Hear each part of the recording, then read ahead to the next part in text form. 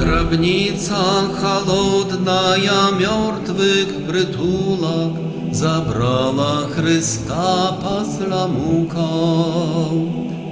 Весновая раница зновля пячоры, жанчыны каб плакаць па ім.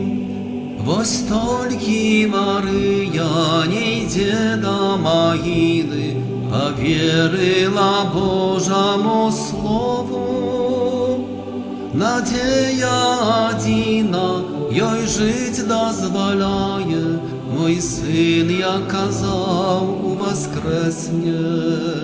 Воскрес, як сказав, воскрес Христос, и надея є не была пустой, бо любовь мацнейшая задачай.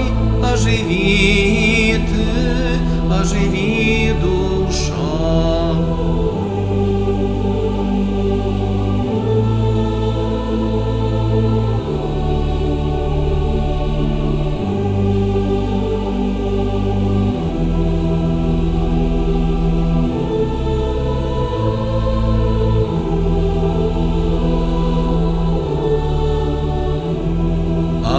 Учні сховалися, толькі жанчыны знайшлі, што гробница пустая. Прибеглі апостолы, убачылі хусту, тады толькі я верыць стаў. Вось толькі Марыя ўжо бачыла сына, суцешыў яе пасля мукаў. Дай Божа, каб верили мы и любили, воскресла так, як Мария. Воскрес, як сказав, воскрес Христос, и надея є не была пустой, бо любовь мацнейшая задачай. Оживи ты, оживи душа.